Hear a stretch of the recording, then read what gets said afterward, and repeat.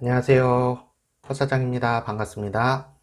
제가 오늘 말씀드릴 주제는 행복에 관해서입니다. 나는 행복한 사람입니다 라고 말하는 사람이 있습니다. 또 어떤 사람은 나는 불행한 사람이라고 말하는 사람도 있습니다. 이 둘의 차이는 무엇일까요? 사람들은 각자가 생각하는 행복의 기준이 있습니다.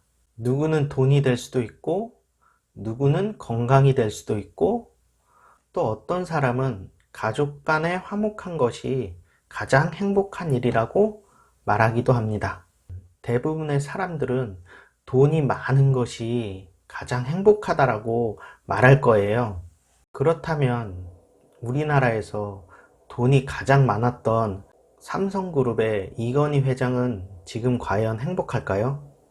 이건희 회장님이 과거에는 행복할 수도 있었어요. 지금은 혼자서는 밥도 못 먹고 대소변도 못 가리고 의식도 없는 상태로 누워 있다고 하는데, 그분에게 행복의 조건이 무엇입니까? 라고 물어본다면 이건희 회장님은 건강을 제 1순위로 아마 생각하실 거예요. 이건희 회장님에게 자신의 전 재산과 건강을 바꿀 수 있다면 그분은 아마 건강을 위해서 자신의 전 재산을 내놓으실 거예요. 그런데 돈이 없어서 밥을 굶는 사람에게 행복이 무엇이냐 물어본다면 그 밥 굶는 사람은 돈이라고 당연히 대답할 것입니다. 이렇듯 행복의 조건은 상대적인 거예요. 얼마 전까지만 해도 소확행이라든지 워라밸이라는 단어가 유행했었습니다. 일상 속에서 작은 기쁨을 누릴 수 있다면 그것이 바로 행복이라고 사람들은 말하기 시작했습니다. 과거 7, 80년대 고도 성장기에는 사람들이 풍요로운 미래를 위해서 오늘을 포기하고 사는 사람들이 많았습니다. 하지만 현재 20, 30대 청년들에게 물어보면 언젠가 미래에 있을 행복을 위해 오늘을 포기하면서 살겠다고 대답하는 청년들은 극소수입니다. 오늘을 포기하고 미래의 행복을 선택할 것인가? 미래를 포기하고 오늘을 행복하게 살 것인가? 그런데 소확행이라든지 워라밸이라는 단어에서 알 수 있듯이 요즘은 오늘만 사는 사람들이 점점 많아지고 있는 것 같습니다. 내일만 사는 놈은 오늘만 사는 놈한테 죽는다. 영화 아저씨에서 원빈이 말한 명대사죠. 이 대사를 가만히 생각해보면 오늘 최선을 다해 살면 내일이 변한다는 진리가 담겨 있습니다. 사람들은 오늘도 행복하고 내일도 행복하기를 원해요. 계속해서 행복할 수 있는 방법은 없을까? 그런 생각을 합니다. 행복은 상대적인 거고 행복은 언제나 내 마음속에 있습니다. 어떤 상황이 되었을 때 내가 어떻게 그 상황을 받아들이느냐에 따라서 행복이 달려 있습니다. 왜 나에게는 이런 일만 계속해서 일어날까? 그런 불만을 품고 있는 사람이 있습니다. 운전하는데 나는 이상하게 신호등 빨간불에 자주 걸려요.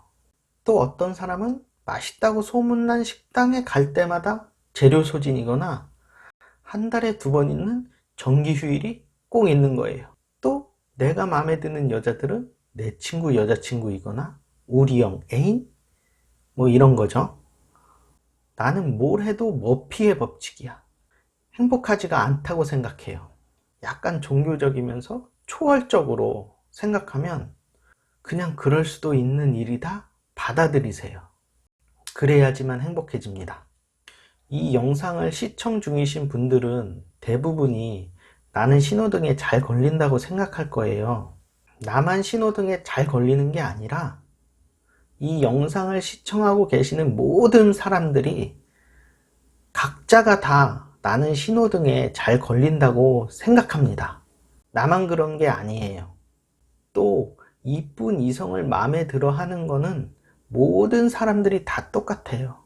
그러니까 그 이쁜 이성은 남자친구가 있을 확률이 당연히 높은 거예요. 요즘 TVN 예능 프로그램 하트 시그널을 보면은 박지현이라는 여성분이 늘 남성들에게 몰표를 받잖아요. 원래 사람이 보편적으로 똑같이 생각하는 게 당연한 거예요. 나에게 일어나는 일을 나한테만 일어나는 불행한 일이라고 생각하지 마시고 당연하게 받아들이시면 마음이 편안해집니다. 오늘 가족과 외식을 하기로 했으면 영업 중인 식당에 전화를 해보는 거예요. 오늘 혹시 문 열었나요? 이렇게 전화를 하면 한 달에 2번 있는 정기 휴일이 꼭 오늘일 필요가 없고 또 갈 때마다 재료 소진일 필요가 없어요. 그런 상황을 만날 일이 안 생겨요. 내가 간단한 장치만 해준다면 그런 일은 생기지 않습니다. 또 나는 신호를 기다리기가 싫어. 너무 지루하고 그래요. 그래서 노란불일 때 오히려 속도를 올려서 지나가는 사람들이 있어요. 그것도 교차로에서. 최근에 제 옆 차선 자동차가 노란불일 때 속도를 줄이지 않고 갔고 저는 정지선에 섰어요. 그런데 노란불에 지나가던 차가 사고가 났어요. 제가 신호를 무시하고 제가 지나갔다면 원래는 제가 사고가 나는 상황이었어요. 그런 거 보면 행복과 불행이 한 끗 차이구나 그런 생각이 들었어요. 원하는 대로 일이 되면 행복하고 원하는 대로 안 되면 불행합니다. 행복은 내가 지금 느끼는 기분입니다.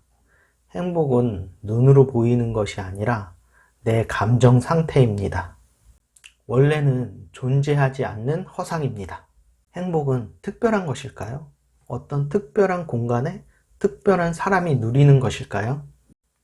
가슴 뛰는 행복을 찾아 헤맬수록 불행도 같이 느끼게 됩니다.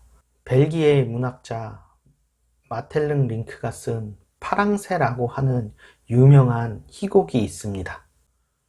모두 아시는 얘기지만 간단히 제가 줄거리만 말할게요. 크리스마스 전날 밤 나무꾼의 2 어린 남매가 꿈을 꿉니다. 꿈속에서 요술쟁이 할머니가 나타나서 파랑새를 찾아달라고 말합니다. 여기에서 파랑새라고 하는 것은 행복을 상징합니다. 그런데 2 남매는 행복의 파랑새를 찾아 멀리 여행의 길을 떠납니다. 죽음의 나라를 두루 살피고 또 과거의 나라를 빙 돌아다닙니다. 그러나 아무 데서도 행복의 파랑새를 찾지 못합니다. 그러다가 자기 집에 돌아와서야 집 앞에 매달린 새장 안에서 그 행복을 뜻하는 파랑새를 찾게 된다는 것입니다. 이 이야기는 인생의 여러 가지 진리를 상징적으로 이야기하고 있습니다. 행복을 뜻하는 파랑새는 결국 지금 여기에 있습니다. 내가 마음먹기에 따라 상황을 바라보는 관점에 따라서 행복하기도 하고 불행하기도 합니다. 지금 거울을 보고 딱 10초만 크게 한번 웃어보세요. 그 다음 웃음을 멈추고 다시 한번 거울을 바라봅니다. 거울 속에 웃고 있는 나 자신을 발견하게 될 것입니다. 시청자 여러분, 오늘도 행복을 선택하십시오. 감사합니다.